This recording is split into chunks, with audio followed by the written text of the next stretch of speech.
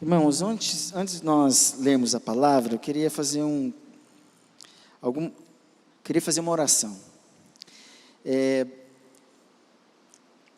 Hoje pela manhã, depois do culto, logo depois do culto, pra você ver como as coisas,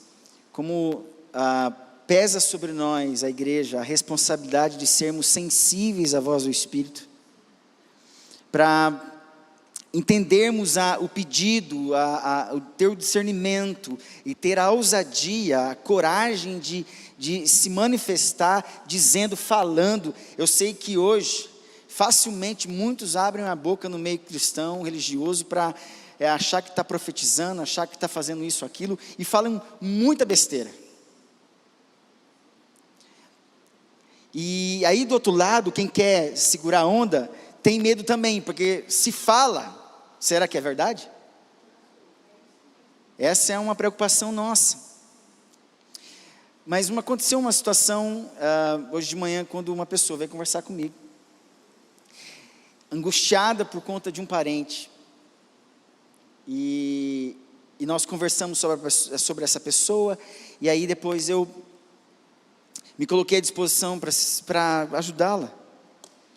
Eu só não entendi por que nós não oramos por essa pessoa. Não pela pessoa que estava conversando comigo, mas pela pessoa que nós estávamos falando. Eu não sei por que nós não oramos. Mas, graças a Deus, que na nossa falha, Deus está no controle de todas as coisas. Logo mais à tarde, eu fui surpreendido por essa mesma pessoa que me chamou aqui, dizendo que essa pessoa, aquela pessoa que nós estávamos falando, tinha tentado um suicídio, naquele mesmo horário, e que ela quase foi, não, pela graça e misericórdia de Deus não aconteceu, e me assustou o fato de estarmos falando dessa pessoa, porque quem quer viver, alguns estão morrendo, não querem morrer, estão morrendo. E quem está vivendo, alguns querem morrer. E o suicídio está fazendo isso. E está entrando dentro das nossas igrejas, dentro dos nossos lares. É um ataque do inferno que toma todo o teu ser, principalmente as tuas emoções. O teu espírito pode estar tranquilo a princípio sobre quem Deus é, quem é o teu Senhor, quem é o teu Salvador, mas as emoções totalmente desorganizadas. Você não consegue, por isso que às vezes o salmista diz, a minha alma tem sede de Deus. Ele está falando, meu espírito tem sede de Deus. A minha alma, porque a alma tem a ver com as emoções, ele está com fome. O espírito dele está pronto, mas a carne, junto com as emoções, está arrebentada. Totalmente desorganizado. E tem pessoas que estão querendo finalizar com as suas vidas. Irmãos, a coisa é séria. Nós tivemos semana passada uma jovem, semana passada ou retrasada, com 15 anos, que se matou aqui em Marília. De vez em quando acontecem umas coisas aqui em Marília. Então, gostaria que vocês me ajudassem nessa oração. E também tem aqui um pedido de oração. Oração por Mateus, filho de um pastor de Marília, acidente grave, estado gravíssimo. Eu não sei quem é o Mateus, filho de qual pastor. Nós vamos interceder por esse menino. Mateus significa presente de Deus. O mesmo que dá é o mesmo que pode tirar. Vocês sabem disso? Vocês lembram de Jó? Deus me deu, Deus pode tirar. Nós vamos interceder por Mateus para que Deus de alguma forma tenha misericórdia dessa vida. Amém? A misericórdia sempre é em situações de pecado. Sempre situações de erro. Sempre preserva para depois salvar. A misericórdia prepara o caminho da porta de entrada da graça, que é a salvação. Eu não sei se esse menino é crente ou não, mas antes de Deus levar esse menino, se for para levar, que essa misericórdia ofereça a porta da salvação, que é Jesus Cristo. Vamos interceder? Pai bendito, Nós estamos aqui como igreja do Senhor, fazendo parte da família do Senhor, intercedendo por vidas que estão querendo tirar as suas próprias vidas, e quem querer viver está morrendo. Deus, situações paradoxais, situações difíceis de entender. Quem tem vida quer morrer, e quem está morrendo quer viver. Deus, nós pedimos que essa intervenção tua resolva os dois lados dessa mesma moeda, Deus. Pessoas que estão carecendo, Pai, de uma intervenção no leito agora, em nome de Jesus. Por isso, Pai, encontra o presente de Deus, o teu presente, Mateus. Seja o Senhor presente na vida deste presente, que só o Senhor pode fazer. Nós estamos clamando para quem pode e para quem existe. O Senhor existe. O Senhor existe, e do alto agora, em nome do teu Filho amado Jesus, que está ao teu lado, nós clamamos pelo nome de Jesus. Que o Senhor nos atenda, pelo Espírito Santo de Deus aqui embaixo na terra. Por isso, Pai, venha o teu reino aqui embaixo, e seja feita a tua vontade sobre a vida do presente de Deus, o teu presente, por aquele pastor. Então nós estamos aqui intercedendo por essa vida, Deus, de alguma forma, pedindo que o Senhor mantenha, por misericórdia, a vida do Mateus, para honra e glória do teu nome. Da mesma forma, Pai, que essa pessoa que hoje queria se matar, Deus, o Senhor de alguma forma permitiu que ele se jogasse, mas ele foi preservado, está todo quebrado, mas tem vida, está fora de perigo. Deus, apareça e reconstitua essa vida para a honra e glória do teu nome. Seja o Senhor para esta vida, Deus, tudo que ele precisa, salvação para um, salvação para outro, Deus, cura, libertação e restauração. Por isso nós oramos como igreja nessa noite, em nome do Senhor Jesus, amém e amém. Irmãos, quando nós oramos, nós nos encontramos com Deus. Quando nós intercedemos, nós entramos na mesma rotatória. Intercessão significa rota de colisão. Por isso que numa rotatória, nem todo mundo pode entrar de uma vez, senão, então cada um tem que esperar um pouco. Algumas rotatórias têm sinaleiros, outros não. Fica a critério de quem está vendo, tem noção de quando está entrando nessa rotatória ou não. Então, na intercessão, a igreja, ela entra numa rota de colisão. Ela se envolve com aqueles que estão precisando de ajuda nessa roda da vida. Os irmãos estão entendendo o que eu estou falando? Alguém tem que entrar nessa rotatória, porque para quem está perdido, rodando e rodando, não sai do lugar, precisando de uma saída, de um lugar. Então Deus levanta eu e você, levanta a igreja, para cuidar daqueles que não têm saída. Rota de colisão é um envolvimento totalmente racional, emocional, afetivo, sentimental e espiritual com as pessoas. Por isso que você chora quando intercede por alguém. As tuas emoções são envolvidas nisso. O teu espírito clama. A tua alma se envolve. Os irmãos entendem isso? Amém? Então não deixe de interceder. Porque você se envolve com a outra pessoa que nem sabe que está envolvida nisso. E coloca ela se apresentando para Deus. Entende isso? É você salvando a pessoa para Deus. E pedindo salvação para vocês dois. Entende isso? É você querendo salvar alguém que está no meio da rota de colisão, congestionado, travado, e você tentando salvar essa pessoa, ao mesmo tempo que você está pedindo para Deus para salvar vocês e preservar vocês dois. Amém, irmãos? Irmãos, sendo assim, abra sua Bíblia rapidamente, no livro de Romanos, Epístola de Paulo aos Romanos. Nós vamos ler alguns versículos, e a ideia da nossa mensagem hoje é tratar da originalidade do pecado e a proatividade da salvação. Duas coisas: a originalidade do pecado, ela se originou com alguém, com um pecador. Com o pecador surgiu o pecado, o erro. Versus, por que versus? A proatividade da salvação, da proatividade do Salvador. Porque antes da fundação do mundo, o Cordeiro já havia sido morto. Vocês entendem isso?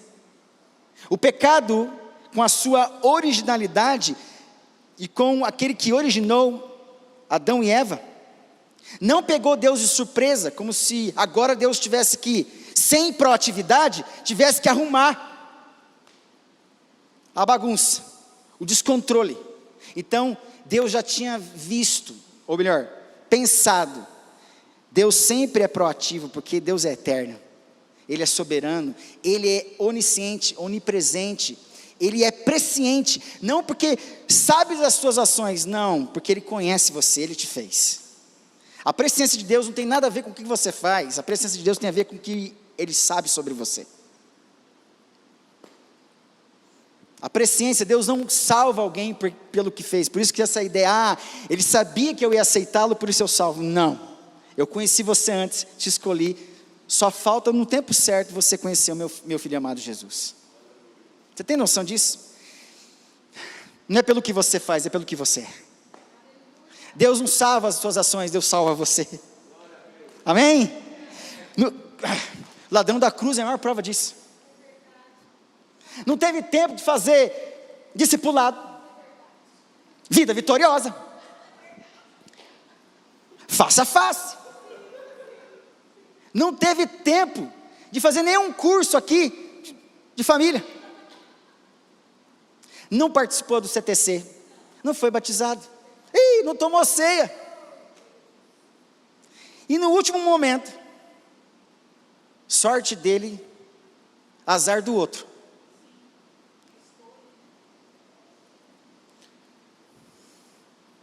Ele teve uma chance, e ele não perdeu a oportunidade, reconheceu quem era Jesus, que não tinha culpa nisso tudo, mas que estava assumindo por causa do amor. E ele tenta a sorte. Lembra-te de mim, olha para mim aqui na cruz. Lembra-te de mim quando entrares no paraíso. Paraíso, de onde que nós fomos expulsos? Do paraíso, por conta da originalidade do pecado.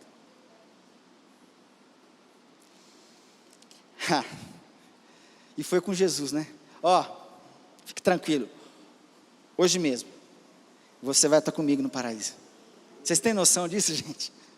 Não bebeu ceia, não foi batizado, não participou da nossa igreja, não me conheceu, que é esse cara? Pecador.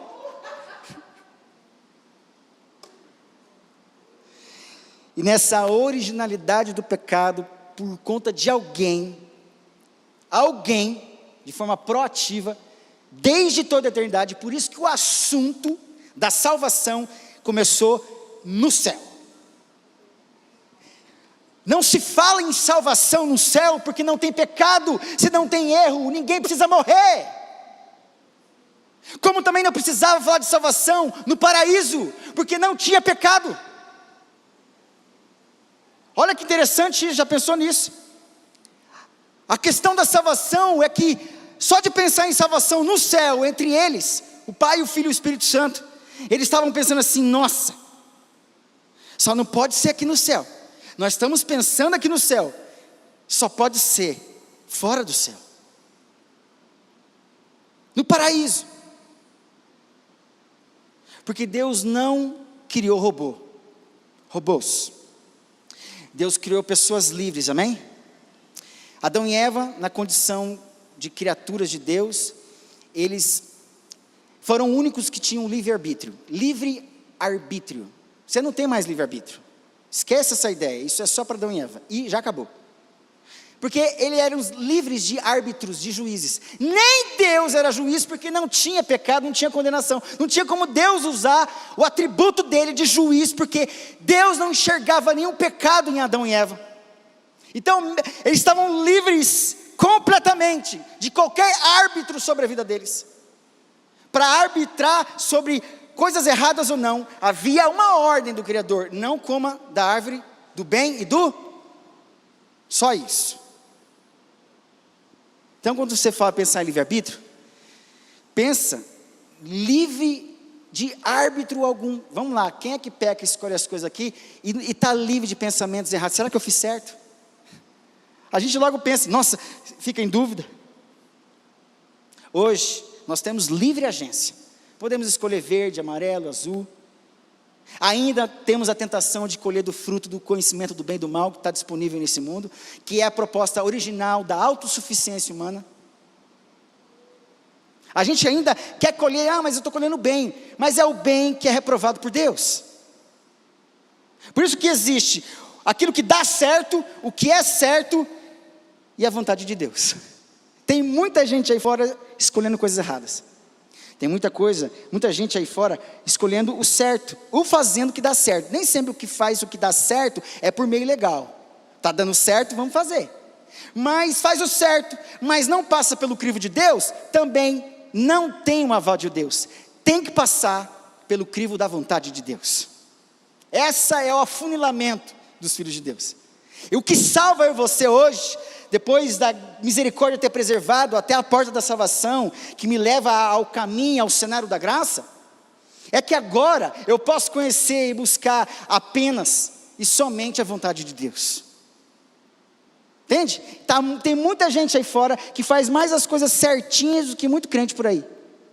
Mas esse que faz muita coisa certinha por aí fora, não tem o conhecimento de Deus. Então está no mesmo saco. Agora é triste ver crente que tem o conhecimento da palavra, continua vivendo como se fosse um ímpio. Não é verdade? Não dá. E crente, filho de Deus, que não faz a coisa certa, se estrumbica.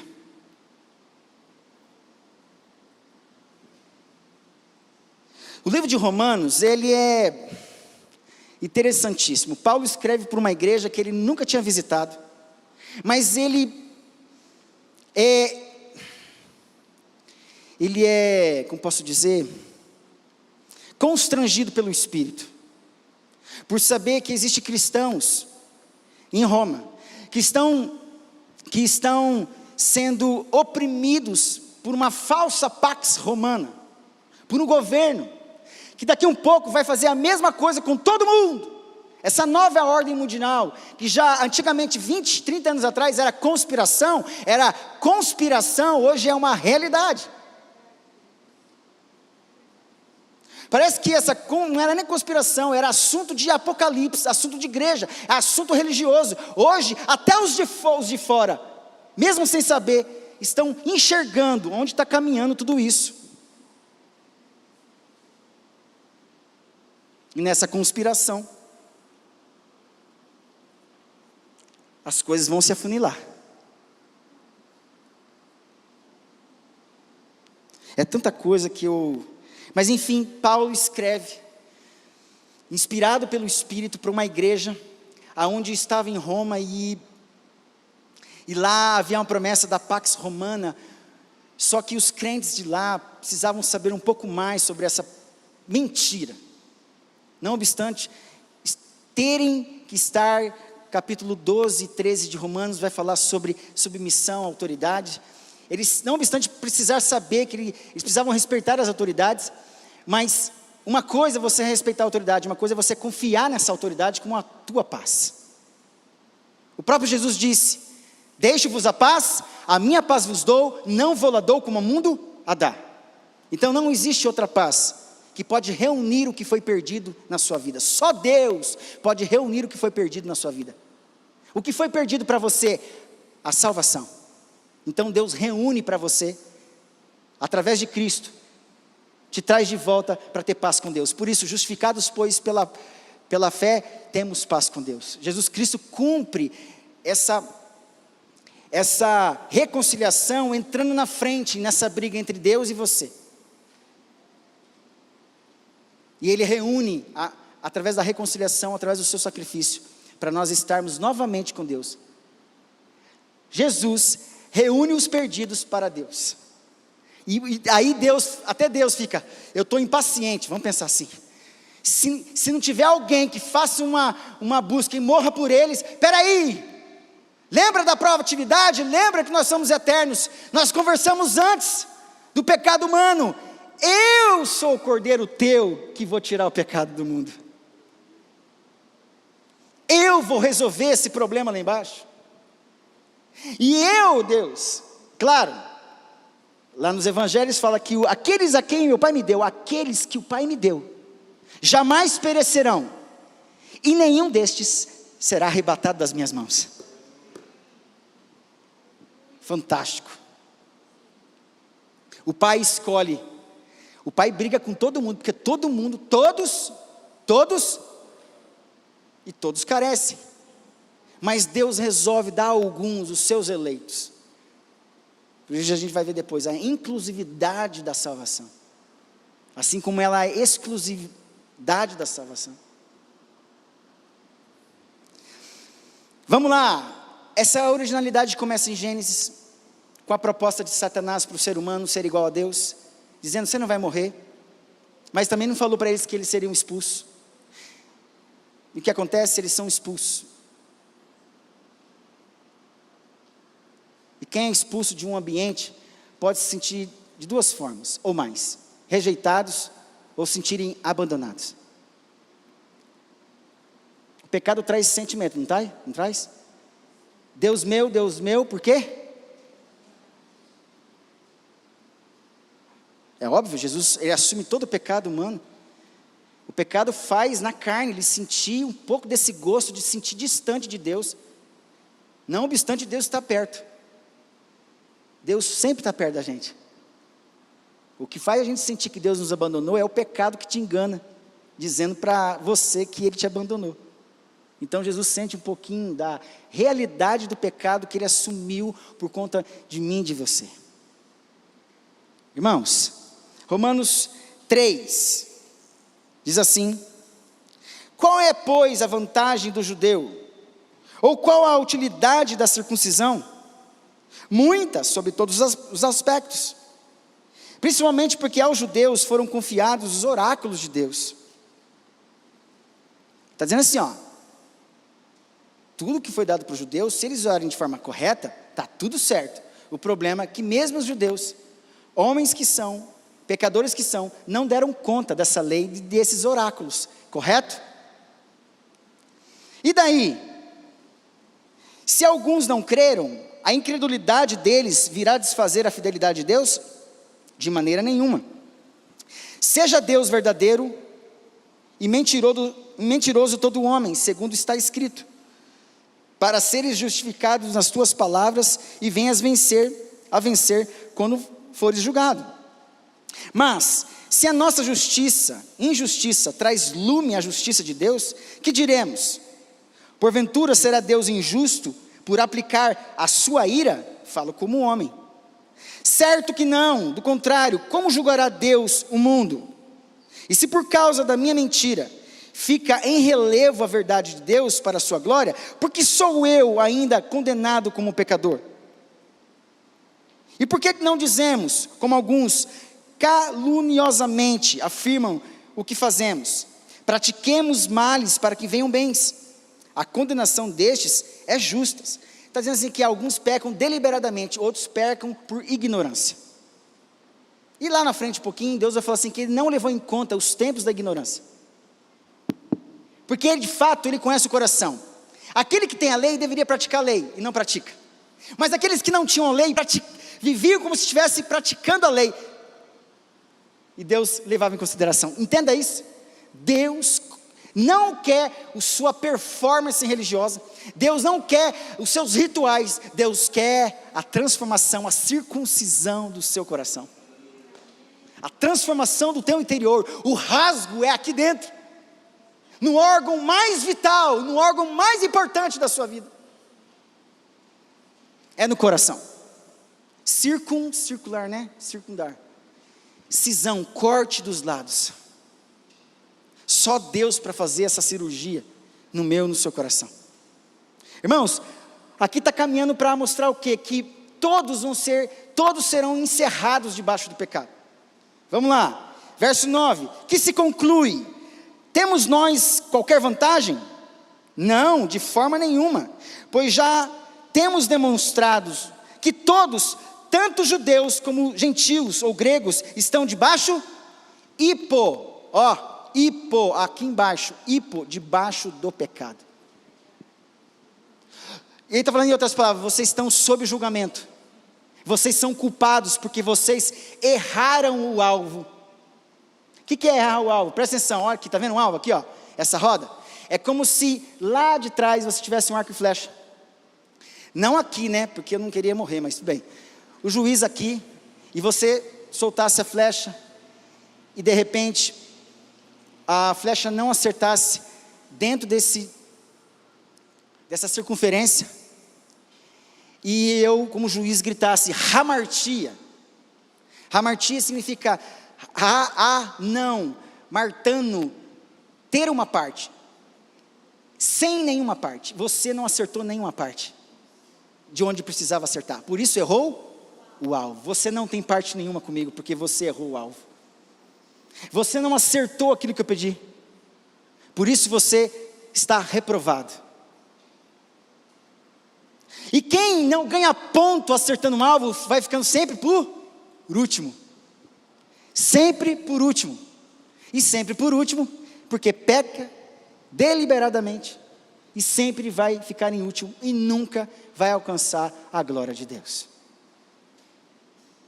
Vamos lá, como está escrito, verso 10, não há justo nenhum sequer, não há quem entenda, não há quem busque a Deus, todos se extraviaram, a uma se fizeram inúteis, não há quem faça o bem, não há quem um sequer, não há um sequer, a garganta deles é sepulcro aberto, com a língua urde engano, veneno de víbora está nos seus lábios, a boca, eles a têm de maldição, cheia de maldição e de amargura, são os seus pés velozes para derramar sangue, nos seus caminhos há destruição e miséria, desconheceram o caminho da paz, não há temor de Deus diante dos seus olhos. Talvez você não configure nenhum dessas atitudes aqui. Tem gente que, por isso que eu falei, tem gente que faz as coisas certinhas aí no mundo, mas não conhece a vontade de Deus, porque mesmo aquele que cumpre a lei, não pode ser justificado pelas obras da lei, vai ter que passar pela justiça da fé, reconhecer que Jesus Cristo, Ele é o que cumpriu a lei por você. Eu não sei se você está entendendo o que eu quero dizer. Quando você aplica esses princípios no dia a dia da tua espiritualidade, isso traz uma saúde espiritual, emocional, afetiva para você, porque a igreja não pode viver só da teologia de um pastor, ou dos pastores. Você precisa teologizar também, você precisa aprofundar no conhecimento de Deus, e quem se aprofunda começa a ser, surpreender, crentes que não se surpreendem mais, porque já estão acostumados, como um dia, um pregador famoso, que não estava pregando, mas que chegou um pouco atrasado, no meio de uma pregação, onde tinha muitos pastores, aí esse pastor famoso chegou e sentou no meio, ali junto com outro pastor, e o pastor famoso pergunta para ele, e aí?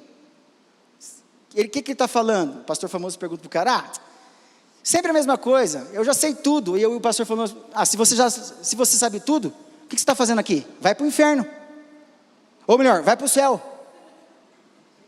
Olha eu, acabando com a história. Deveria também ir para o inferno, estou brincando. A gente fica achando que a gente já sabe tudo. Se você sabe tudo e eu sei tudo, então vamos para o céu. A gente não viu as consequências do pecado que ainda atinge tanto os que não são filhos de Deus, como aqueles que são filhos de Deus. Ainda o pecado é uma pedra de tropeço para nós ainda. Ela ainda quer provocar acidentes na minha e na sua vida. Não fazer você entender que o perdão deveria ser o princípio mais usado no dia a dia dentro da sua casa, porque isso salva o seu casamento, isso salva os relacionamentos com seus filhos, e pela falta de perdão, que é esse princípio ativo espiritual, o remédio que faz você continuar bem nos relacionamentos, não existe dentro da sua casa. Você quer se tornar um PhD, MD, LSD, MD, CD, qualquer coisa, mas esquece dos princípios básicos da vida cristã, que resolve a tua saúde emocional, que resolve a saúde mental dos nossos filhos. Eu gosto de falar de pecado, porque cara, como faz mal, como estraga. Aliás, eu tenho, nesses tempos aí, eu tenho falado, porque Deus está me tratando, me mostrando as coisas ruins. Parece que as referências boas não existem, são raras hoje, e por conta das referências ruins, eu tenho tido, Deus, eu não quero isso para a minha vida.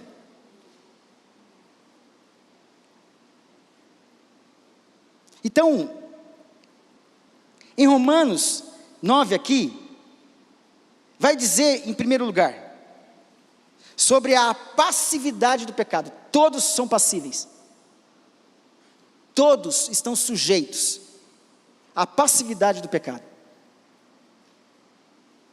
sujeitos à escravidão.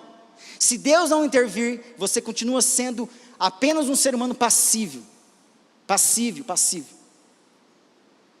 sempre vivendo as consequências do pecado, nunca reagindo, porque não tem conhecimento de Deus, porque a única forma de vencermos o pecado, é termos conhecimento do Evangelho de Jesus Cristo, e a gente vai se acostumando com a igreja, com os ministérios, com a rotina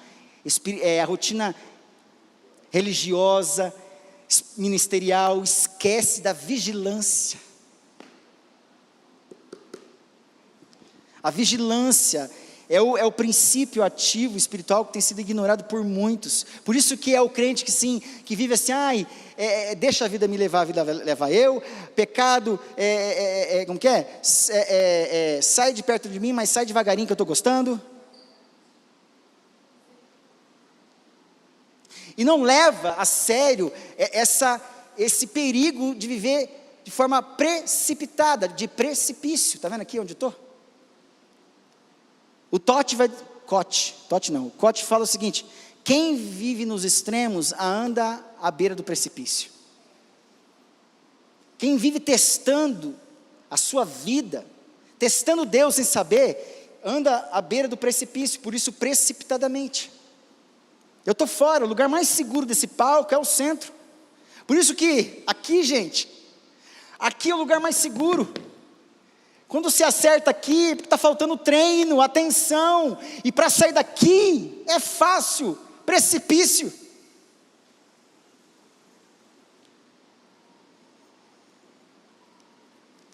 Todos nós estamos sujeitos, por isso fala, estamos debaixo do pecado, podendo fazer tudo isso que foi falado aqui. Verso 19, ora, sabemos que tudo que a lei diz, presta atenção, tudo que uma lei diz, presta atenção aqui para mim, sabemos que tudo que uma lei diz, olha a reflexão, aos que vivem nessa lei, o diz para que cale toda a boca, não discuta com a lei, ele está dizendo assim, fique quieto, não discute com a lei que existe agora. Imagina, quantas leis nós temos hoje para não fazer muitas coisas, muitas, inúmeras, milhares. Qual a única ordem que tinha no paraíso para não fazer? Não coma. Não coma. Não deguste. E hoje, as muitas leis que foram criadas por causa de nós mesmos. Você quer criar uma lei, uma lista de regras? Eu, em casa, quando a gente tem um monte de filho, a gente tem que ter lista de regras. Imagina Deus com uma multidão de pecadores por aí. A gente só pode montar a lista de regras numa casa quando a gente identifica que na ignorância e na liberdade deles, porque primeiro Deus criou o homem livre, não foi? Mas deu uma ordem. Então, nem falar que é lista, era uma ordem só. Depois que o homem peca, é expulso, aí começa a pulverizar o pecado. Aí é onde entra depois a universalidade do pecado. Aí, eu sei, meu filho está ali. A hora de dormir, tal hora, você está dormindo 9h30. não deixa, cueca não, mas meia, toalha, e a gente vai criando, porque à medida daquilo que não me agrada, e que está transgredindo e prejudicando outros. Então as regras são criadas, as leis são criadas por causa de nós mesmos. Os 10 mandamentos foram criados exatamente para o homem não conseguir cumprir. Vocês já entenderam isso? Mas quem fez isso foi Deus. E lei, ela continua boa e santa. E errado sempre nós. Por isso a gente tem que ficar de boca. Está aqui, ó. É um cala-boca para nós. A lei de Deus fala assim, ó, fica quietinho. Aceita o fato. Vocês estão entendendo, meus irmãos? Aqui, ó. Cale toda a boca e todo mundo seja culpado perante Deus. Segunda coisa, a culpabilidade diante de Deus. O que quer dizer isso? Não há uma justificativa, nós somos injustificáveis. Vamos lá. Quando você vai conversar com Deus, não se justifica. Você pode explicar uma situação para Deus, você pode confessar para Deus, você pode tentar justificar. Tem gente que tenta fazer as 3 juntos, ou só uma, justificar. Tem outros que, por conhecimento já, vão confessar. Outros vão tentar explicar, que não é nem confessar e nem justificar. Com argumentos. A gente explica porque é alguma coisa que vai desamarrando para Deus. A confissão é concordar com Deus que eu estou errado. Essa é a melhor saída, por isso fala, confessando os vossos pecados uns aos outros. Se confessar dos vossos pecados, Ele é fiel e justo para perdoar os pecados e nos purificar de toda injustiça. Não está falando para justificar, porque justificativa, qualquer argumento de justificativa é querer argumentar com Deus para você se tornar justo diante de Deus. Justificativa, ativa de justificação. É um argumento que torna você justo diante de Deus. Não tem da parte do homem nunca justificativa diante de Deus. Sempre é a justificação, nós somos passíveis pela justificação de Deus. É Cristo que fez isso por nós. E a única forma de eu ser justificado é crendo que Ele assumiu o meu pecado na cruz. Então se eu tenho fé em Jesus Cristo, eu sou justificado pela fé. É a única forma de eu me tornar justo, é eu aceitar que Jesus Cristo morreu por meus pecados. E eu creio nele, e o Pai fala assim, agora eu te aceito e você é justo. É um justo pecador.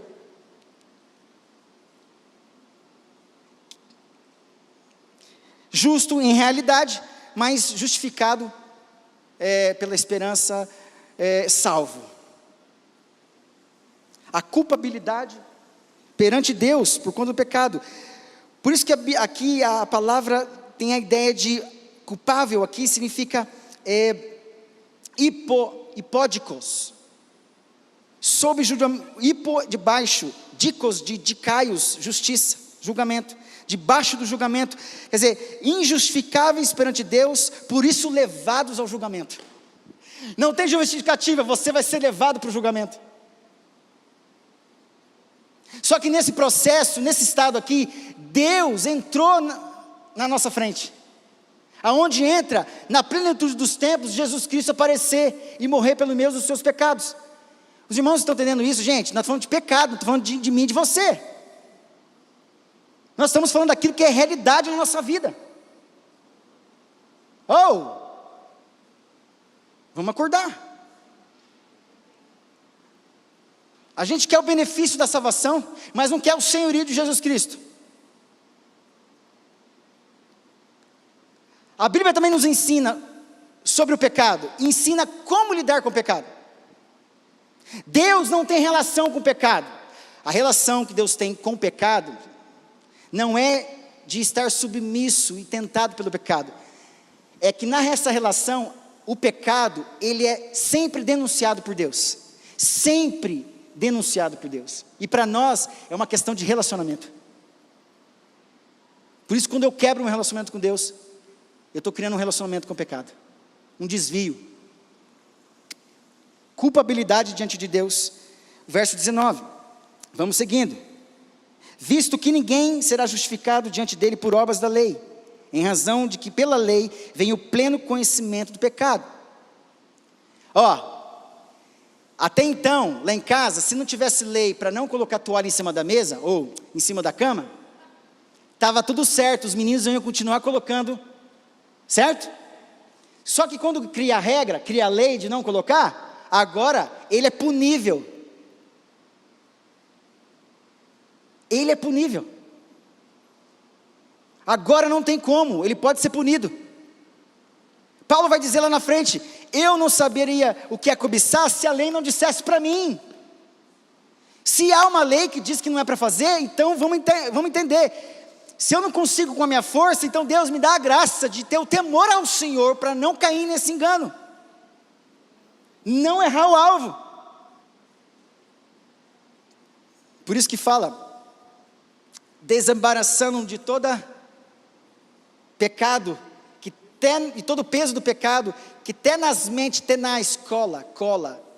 tenazmente nos assedia. Assédio, imagina uma cola que assedia, já gruda. O assédio também gruda, é um super bonder. O pecado é uma cola, que não só é tenaz, como ela assedia eu e você. De todo pecado, corramos, vamos correr para Deus, é o único jeito de nós salvarmos. Vamos lá, meus irmãos, vou terminar. Vamos lá, verso 21. Mas agora sem lei, se manifestou a justiça de Deus, testemunhada pela fé e pelos profetas. Olha lá, agora sem lei, olha aqui, não vai ser por meio da lei. A lei já existia, mas sem usar essa lei, porque agora a justiça foi feita por meio de Jesus Cristo. Olha lá, justiça de Deus mediante a fé em Jesus Cristo, por todos e sobre todos os que creem, porque não há distinção, todos pecaram. Agora, verso 23, pois todos pecaram e carecem da glória de Deus. Irmãos, todos, aqui significa cada parte de uma totalidade, cada parte que se aplica, presta atenção, é como se cada banco, eu falo todos os bancos da igreja, quando eu falo todos os bancos da igreja, eu estou dizendo assim, todos, mas cada um individualmente, cada parte que se aplica, que cometeu esse ou aquele pecado, por isso tem 10 mandamentos, agora tem muito mais, todos ali é panta, paz, no grego, não tem nada a ver com paz, mas está falando, cada parte de uma totalidade. Por isso, agora a universalidade do pecado. Todos, absolutamente, pecaram. Todos. Então, a originalidade do pecado trouxe para nós a passividade, a culpabilidade, e universalizou o pecado em todos. Não tem um sequer, como diz o texto, nenhum sequer. Mas tem aqueles que são cristãos, filhos de Deus, que estão tentando pela fé não serem escravos do pecado. E nessa busca, e nesse esforço, nessa obediência, não para a salvação, mas por obediência, Deus leva em conta o seu esforço. Sabia disso? Assim como nós reconhecemos o esforço dos nossos filhos em organizar as coisas, Deus leva em conta a sua obediência, a sua disposição. Olha aqui, disposição, pró-noia, pró antes, noia mente antes, pensar antes, não vos disponhais à carne, não pensem antes nas obras da carne. A gente já sai de casa pensando antes no pecado, por que não pensar antes nas coisas de Deus, nas coisas do Espírito? Nós já saímos pensando antes o que vamos fazer com a nossa carne. Romanos 3:23, a parte B, se houve a universalidade do pecado, então causou alguma coisa, e essa alguma coisa eu estou terminando, presta atenção, a esterilidade da glória de Deus. Meus irmãos, quando um esperma, uma semente não entra no óvulo, É como se ele errasse o alvo, certo? Se a semente, o esperma não entra, porque talvez o óvulo é estéril, ou de repente o esperma não alcançou, não chegou, por falta de força, porque tem a esterilidade masculina e a esterilidade feminina. Eu não sei muito bem diferenciar uma da outra, mas eu sei que eu estou usando o princípio da esterilidade. Tanto um quanto o outro. Um pode ser que um não chegue por falta de força, e o outro pode não ter a disponibilidade de entrada.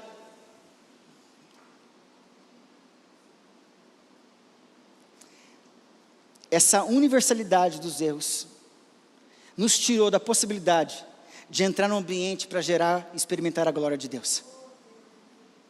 Ficamos sem força, sem possibilidade de gestacionar a glória de Deus dentro da gente.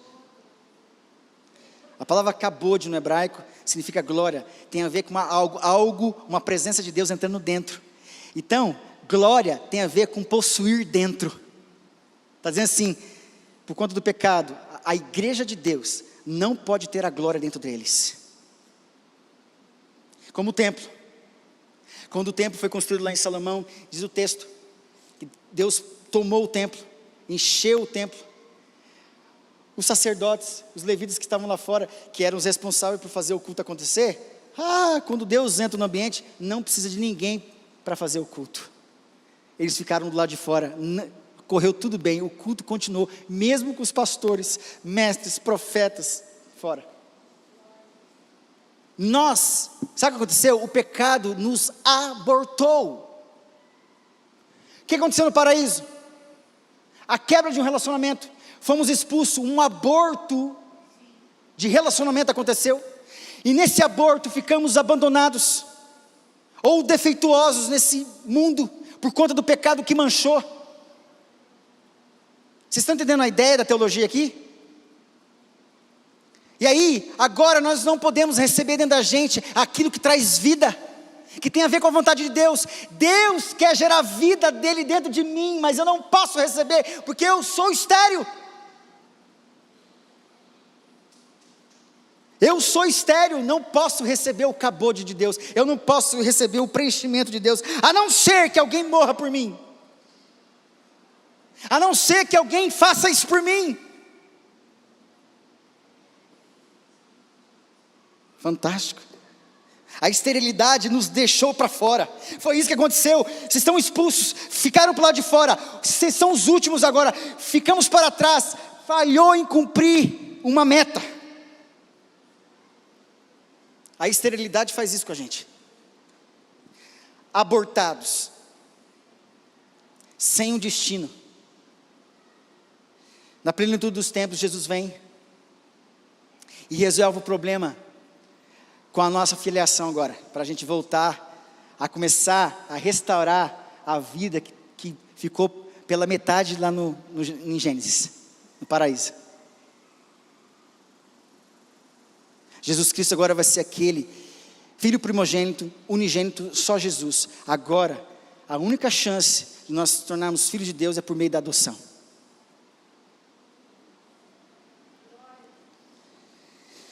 A esterilidade da glória de Deus é a incapacidade humana de ser preenchido, de buscar a Deus.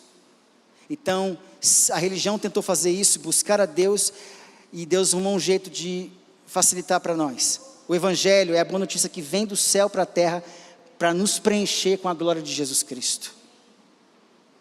Agora, mas a todos quantos o receberam, deu-nos o poder de se tornarem filhos de Deus, a saber os que creem no seu nome. Não pela vontade da carne, do sangue, nem pela vontade do homem, mas pela minha vontade. Todos que receberam Jesus Cristo dentro do seu coração, agora, porque foram abortados por conta do pecado, agora adotados, nós somos reconstituídos para o paraíso, a voltar a um relacionamento com Deus. Por isso que Jesus se torna o proativo da salvação. Por isso a proatividade da salvação. Para terminar, Atos 4:12 vai falar da exclusividade da salvação. Atos 4:12, para a gente terminar.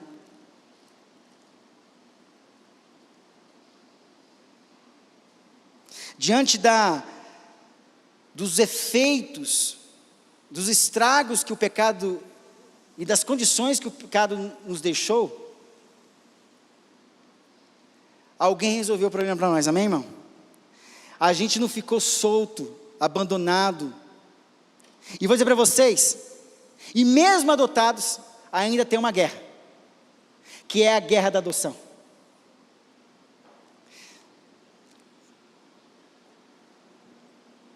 A grande maioria de pessoas que são adotadas sofre uma crise profunda com os pais que o adotaram. Muita gente, eu conheço muita gente, muitos filhos, que apesar de ter recebido graça, misericórdia dos pais que adotaram, e no orfanato, você não escolhe quem vai te adotar. É quem quer adotar que escolhe quem vai ser adotado.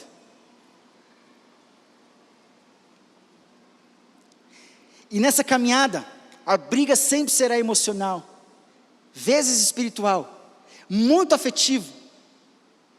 Sabendo ou não que é adotado, sempre tem um vazio, que a mãe original, o pai original não conhece, precisa conhecer, precisa ter a graça de Deus para entender isso.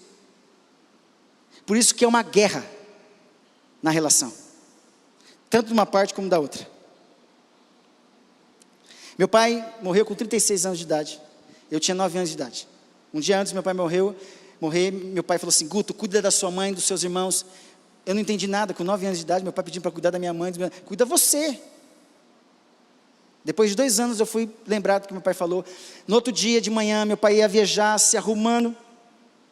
Minha mãe falou assim: Gutenberg, meu pai chamava Dirceu Gutenberg, eu também tenho o mesmo nome do meu pai. Berg, leva o Guto com você. Não vou levar porque ele fica pedindo as coisas. E toda vez que eu saía com meu pai, eu não ficava pedindo as coisas. Eu tinha mais 3 irmãos. As coisas que eu comia, eu deixava pela metade para trazer para os meus irmãos. Às vezes eu conseguia deixar, às vezes não conseguia. Eu comia no meio do caminho, porque eu estava com fome. Eu não fui porque meu pai não deixou ir, mas graças a Deus que eu não fui, porque talvez eu tinha ido também. O acidente foi feio. Meu pai saiu de casa para nunca mais voltar. Até elaborar tudo isso, foi várias brigas com Deus. De um Deus que permitiu meu pai ir embora. Até meus 9 anos eu tinha a presença do meu pai. Mas fica o vácuo de querer ter tido um pouco mais de tempo. E nesse meio tempo, quem foi surgindo para ser o meu pai? Quem foi surgindo para dizer assim: olha, você não merecia, mas eu quero ser seu pai. Meu filho está aqui, ó, Jesus Cristo, aceite ele e ele vai te ensinar como ser filho para mim. Hoje, eu vivo uma crise de adoção com Deus, mas uma adoção, uma crise boa, que Ele está mais vencendo do que eu vencendo Ele. Ele está me conquistando a cada dia nessa adoção. A gente vive uma briga de adotados que nós somos, porque a gente queria o pai original, nós não temos o pai original, porque o pai que podia, que eu não conheço, que eu não conhecia, que era Deus, que ainda eu não vejo, poderia impedir de acontecer com o pai original. Então eu culpo o pai que me assumiu, até hoje, pelo pai que foi embora. E nessa briga todos os dias com Deus, eu tenho que acreditar que aquilo que o meu pai não fez, Ele pode fazer muito melhor. Não adianta eu visualizar o meu pai. Não adianta a gente visualizar o nosso pai, porque Ele não está mais perto da gente. Ele já não pode estar comigo para chorar comigo. E esses dias atrás foi, cara, fantástico. Fui para Londrina, vou terminar, gente. Depois de 30 anos, um amigo ligou para mim, porque me viu no Facebook, e falei: Guto, preciso conversar com você. Ele tem 48 anos, 3 anos mais velho que eu. Ele falou assim: vem para Londrina, eu preciso conversar com você. Eu fui para Londrina, entrei em contato com ele. Quando eu cheguei na casa dele, já abriu a porta com os olhos cheios de lágrimas. Queria falar, e eu já fui falando, né? E ficamos, era para ser uma conversa de 1 hora, ficamos 4h30 conversando.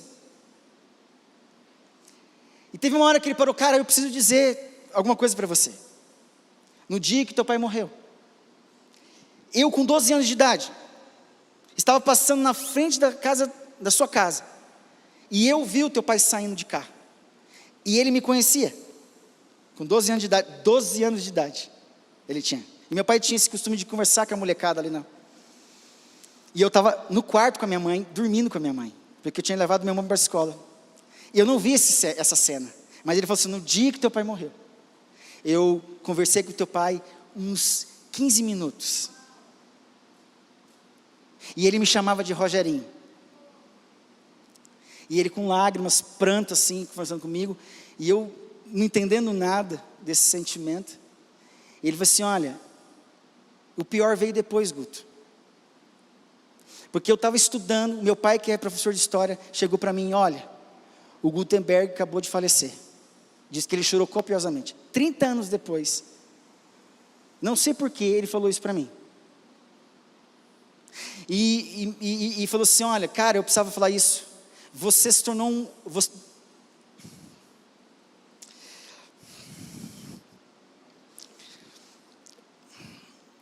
cara, eu não posso fazer o papel do seu pai, mas eu queria te honrar. Quem viu você pequenininho, Gutinho, e vê você hoje, você seria um orgulho para o seu pai. Aí ele chorou, enfim. E vou dizer uma coisa para você: eu faço questão de ir na sua casa, conversar com os teus 3 filhos que eu não conheço, e para dizer para eles do vô que eles não conheceram. Tudo isso, eu acho que foi momentos de cura na minha vida, que depois eu saí daquele lugar, e eu fui embora para casa e falei: Deus, não dá para acreditar nessa reprogramação das minhas emoções. Deus estava reprogramando a minha vida, dizendo que meu pai não foi aquele cara displicente que saiu sem falar com ninguém, e talvez por sentir alguma coisa estranha, por falar um dia antes: cuida da sua mãe, cuida dos seus irmãos. Como assim? Cuida você é o pai. E talvez hoje eu cuido muito bem da minha esposa, tento pelo menos, amor, e cuidar bem dos meus filhos, luto pela família, quebro o pau com muita gente por conta da família, pelo menos alguma coisa boa. Se eu não estou dando conta da minha mãe e dos meus irmãos, eu quero dar conta da minha nova família que Deus me deu, e eu vivo essa briga de adoção com Deus até hoje. Mas é o adotado que tem os mesmos direitos do filho primogênito. É o adotado que pode ter, vai ter, é co-herdeiro, tem a mesma herança do filho primogênito. Por isso que Jesus se tornou para nós exclusivo. Só Ele pode ser exclusivo, porque Ele é o único Salvador, e Ele é inclusivo, Ele incluiu os seus eleitos. Para terminar, 4:12. E não há salvação em nenhum outro. A palavra outro aqui é heteros, diferente, de heterossexual. Opção sexual pelo outro diferente. Não há salvação em nenhum outro diferente. Aqui fala da particularidade do Salvador, da unilateralidade do Salvador. É só com Ele, não tem ninguém diferente, Ele é único. E não há salvação em nenhum outro, porque abaixo do céu não existe nenhum outro nome, alos, igual, para nós aqui em português, outro igual, outro diferente. No grego, héteros é diferente, igual, é para outro, e alos é o outro igual. Não há outro caráter igual, nem diferente. Só Jesus, Ele é exclusivo para nós. É inigualável o caráter do Salvador, é incomparável. Por isso, a exclusividade da salvação. E Jesus resolve tudo isso para nós, que vivemos até hoje, também brigando com Deus, como adotados. Mas quando Ele adota, Ele vai até o fim. Ele vai conquistando a gente. Chega uma hora que alguns adotados lá na frente precisam sofrer um baque com os pais que adotaram, tão grande, para eles saberem reconhecer o tamanho do amor daqueles que não eram pais, mas que se tornaram pais e se esforçaram por eles. Ainda que lá no ventre, lá no coração, a gente fica aí no buraco de não conhecer o verdadeiro.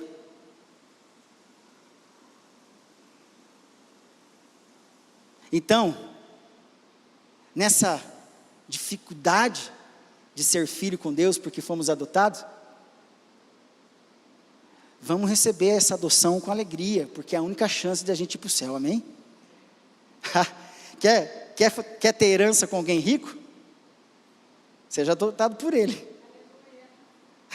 Entende isso? Receba a graça de ser adotado por ele. Você quer fazer parte vamos pensar assim, da herança do Bill Gates? Deixa ele reconhecer você como filho.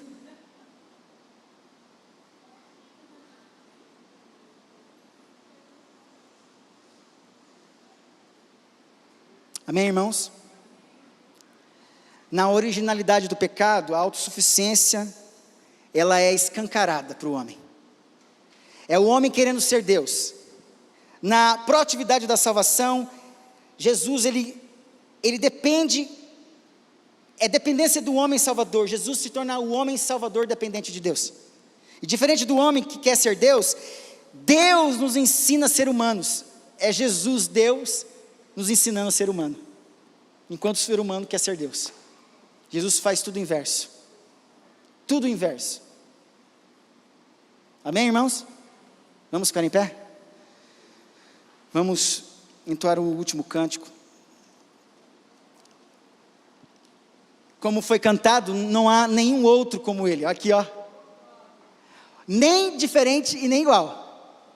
Certo? Ó, héteros é o diferente, porque ele é o único que pode gerar vida. Não existe, olha aqui para mim, não existe vida gerada por dois iguais. Olha aqui para mim, não existe vida gerada por dois iguais. Só existe vida gerada por dois diferentes. Por isso que Jesus, ele é héteros. Ele vem dentro de mim e coloca a vida de Deus dentro de mim para gerar a glória. Agora a gente pode experimentar a gestação da glória de Deus dentro da gente, amém? Vamos entoar o cântico.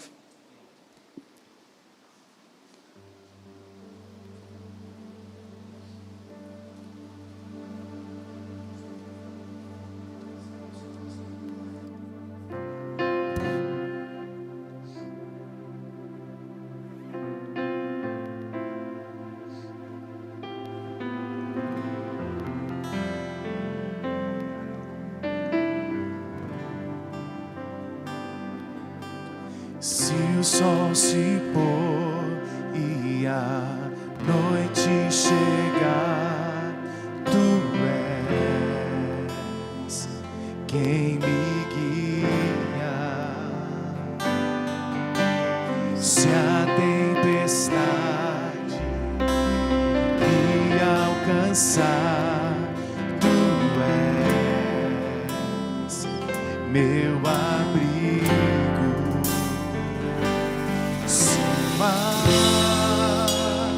Me submergir a tua mão, me traz a toda pra respirar, me faz andar sobre as águas.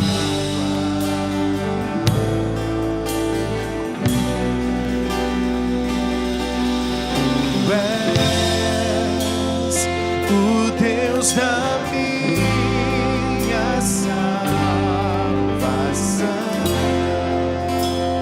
és o meu dono, minha paixão, minha canção e o meu louvor.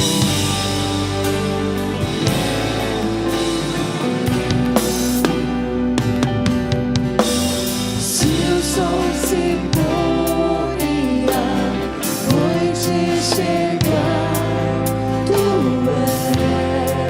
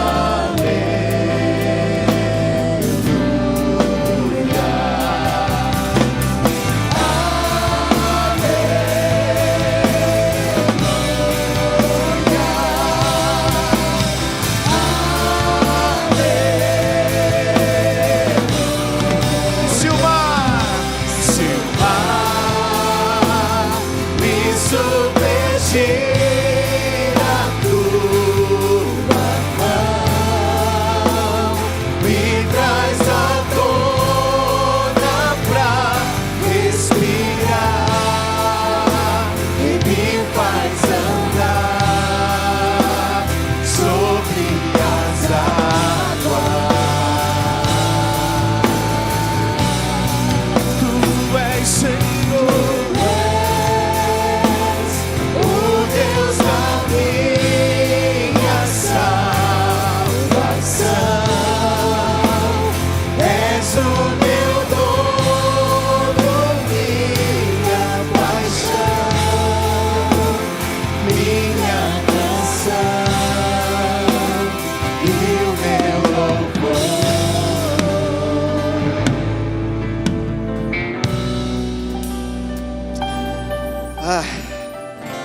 Fomos expulsos do paraíso, como que abortados. Isso gerou uma decepção para Deus. Jesus vem para gerar uma concepção de novo para Deus. Concepção é agarrar para dentro. Por isso que a mulher concepção para gestar. Decepção é agarrar, tirar para fora. A primeira decepção que uma criança sofre na vida é quando ela nasce, quando ela é arrancada para fora. Já nascendo certo, imagina nascendo antes do tempo. Então o nosso foi uma decepção abortiva por conta do pecado. E o pecado trouxe essa esterilidade, essa incapacidade de gerar vida. Mas Jesus restaurou de novo para nós isso. E olha só, esterilidade é não poder ver o sol brilhando lá em cima. Por isso a gente não vê a luz. O que a mulher faz quando dá luz? Quando gera vida? Dá luz. No hebraico é não conseguir, porque existe uma sombra que impede de eu ver o sol lá em cima. As nuvens estão sobre a sua vida por conta do pecado. Deus quer rasgar os céus e brilhar sobre a tua vida em nome de Jesus. Pai bendito, recebe a glória deste culto para o Senhor. O Senhor é o único que pode, Pai, nos trazer esperança de novamente nós gerarmos vida espiritual em outras pessoas. Pai, nos tira dessa sombra, abre a nossa visão para ver no alto o sol brilhando, trazendo vida para nós. E só Jesus pode fazer isso. Só Jesus pode fazer isso. Então Jesus, rasgue os céus e apareça para os teus filhos, e seja o Salvador único, exclusivo, o único diferente, e o inigualável. Pai, cuida do teu povo nesta semana, cubra eles com teu sangue, dê ordem aos teus anjos a respeito deles, que nessa semana eles vençam, que nessa semana o Senhor apareça para eles, que nessa semana eles possam vencer o pecado, que eles possam produzir e gestar a glória do Senhor dentro deles. Uma hora a glória vai nascer, vai aparecer sobre a minha e a sua vida. Enquanto isso, Deus está preparando você, curando essa esterilidade e colocando vida dentro de você. Deus abençoa as famílias representadas aqui, e o povo de Deus é receber a bênção do Senhor. Que o Senhor vos abençoe e vos guarde. Que o Senhor faça resplandecer o seu rosto sobre vós e tenha misericórdia de vós. Que o Senhor sobre vós levante o seu rosto e vos dê a paz. E que a graça do nosso Senhor e Salvador Jesus Cristo, a presença do Espírito Santo e o amor de Deus e Pai esteja com você hoje, até a volta do nosso Senhor e Salvador Jesus Cristo. Amém e amém. Deus te abençoe e vá em paz em nome de Jesus.